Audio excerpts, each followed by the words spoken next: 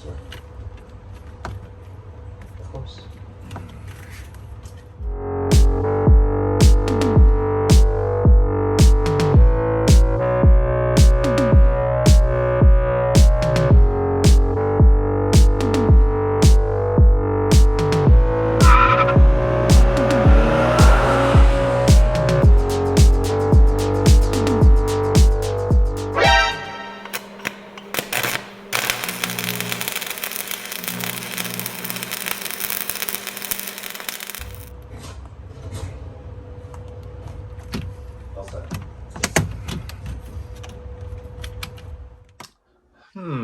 I think it's time to go over a little history that I have of this BMW.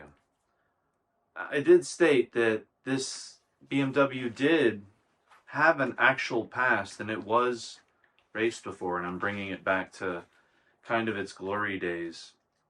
So I definitely have some awesome stuff here to actually show you. It was featured in a BMW magazine in Germany.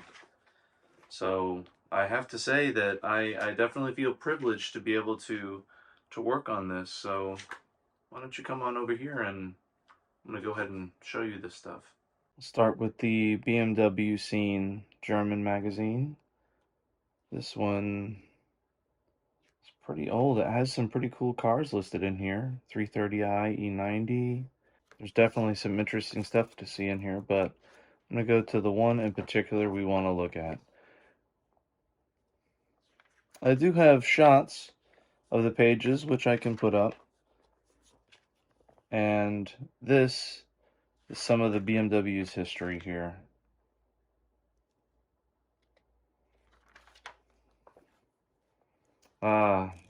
Yep, car magazines. You guys remember these?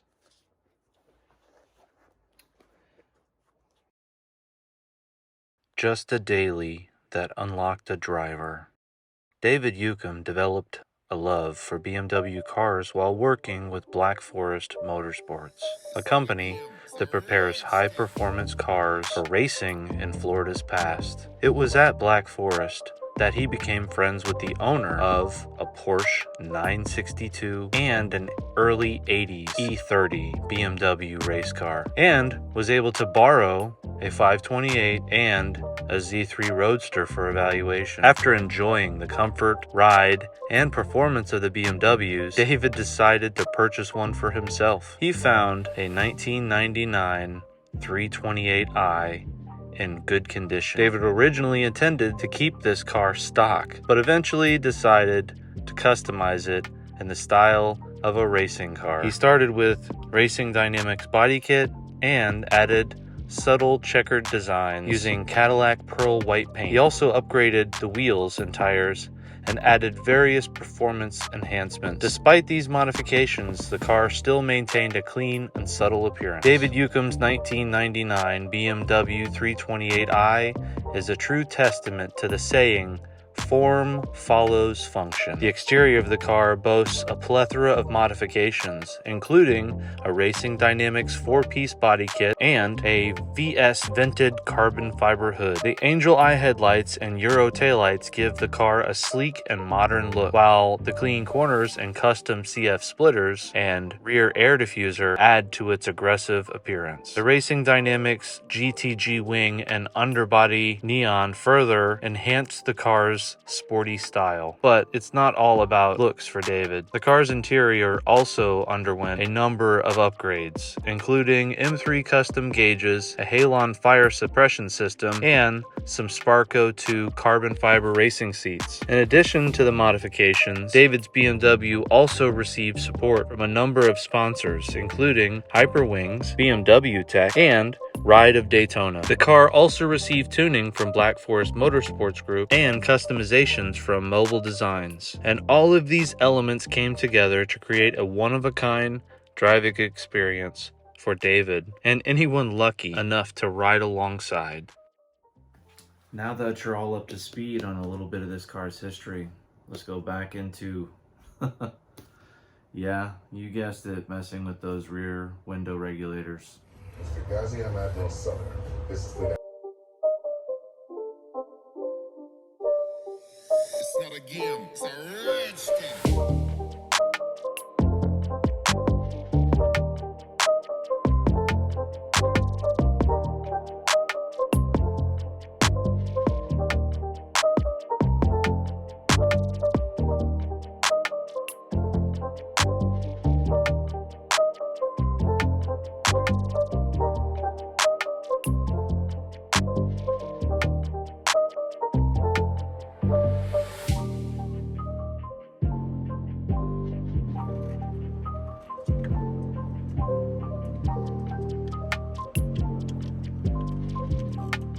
So, pulling the motor out of the unit because all I have is just the track, and you can see it looks like the wire got all messed up and unbinded.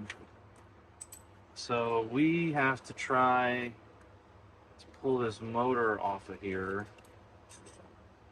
and it's got the wire all bound up in there and everything. So this should be interesting. Twist it. Oh yeah, that's it. You just twist it, and holy jeez. Oh, this poor thing. Like the wire is like just wrapped up in this little contraption. I hope the motor still works. Oh no. Is that a bearing? Well, I will say this. The motor made noises whenever you hit the power switch. It would engage, and I don't know if that was like bearing on that or man. Well, you know what? Here goes. I mean, that's what we can do, right? So I believe it goes in like that, and we got new clips here.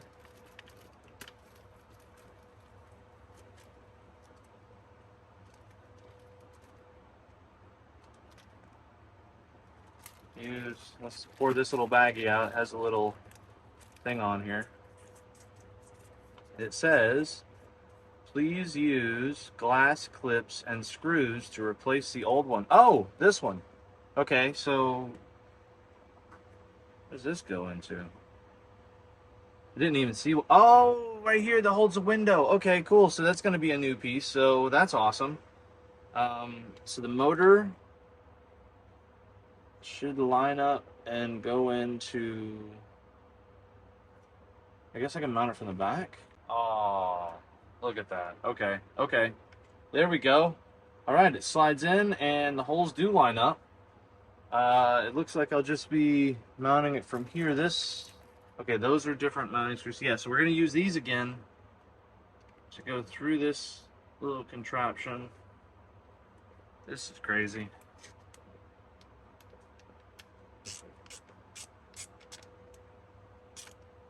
I just want to make sure the back window works.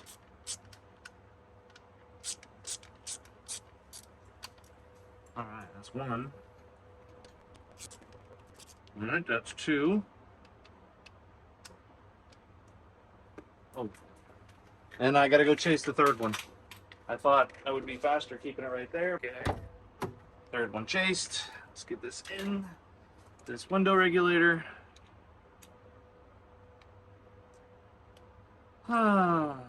Something nice about just tinkering in the garage. Go this way or no, it goes like that because this bolt goes over here, I believe. Yep, that's how that goes. Okay, so I'm going to take and put this down because we're going to replace this little red clip first. Oh, there we go. There we go. Got the old clip out. All right, so we're going to put the new one in. Ooh, that snapped in there. Nice. Okay, so we got that in. Let's slide the window all the way up. All right, so this, before we put it in, we want to pull these covers off. All right, and we had slid it back up this way.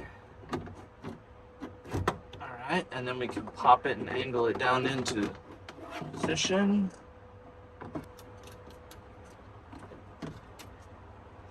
All right, swap that back to a 10. Lock this in place, not too tight. And that's what this is for here.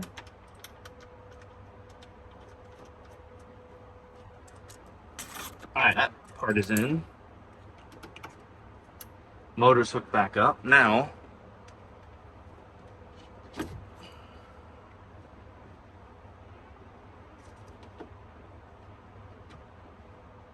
I think that thing sits right on there.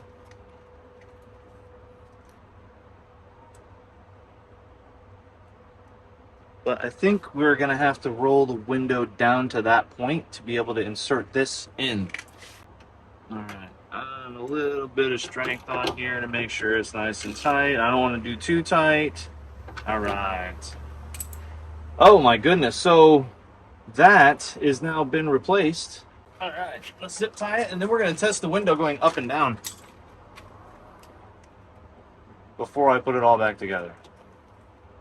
Don't make that mistake. Test before you put it all back together.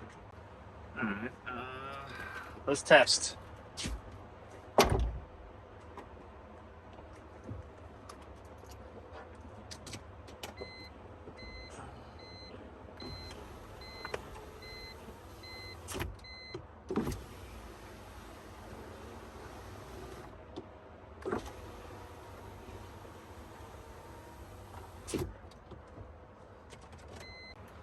At this point, I'll call that a success. She went up, she went down, it's all in. So this, I guess this is a normal problem with these, with this year, these window regulators.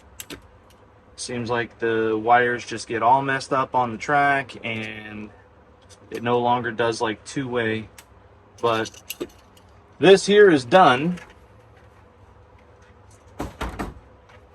New one's in place, so let's see how much of this door guard we can save. This helps cut down on road noise and whatnot, so if we can put this back on a little bit, it's gonna give us a little bit of sound deadening underneath the door panel.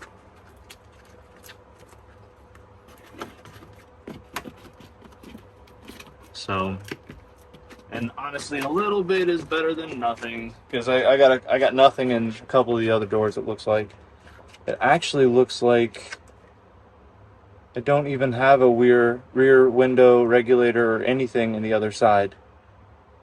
I may have to purchase a whole replacement. I'll have to look into that. Anyways, this one's done, and the window goes up and down. I should be able to attach this back on now. Okay, and oh look, that works again. Alright, let's get this thing lined up in here.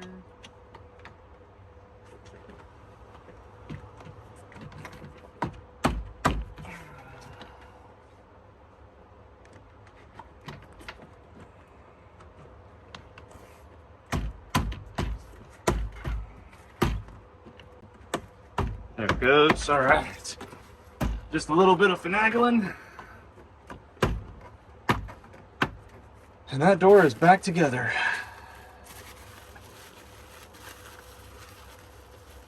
That is a completed rear window regulator.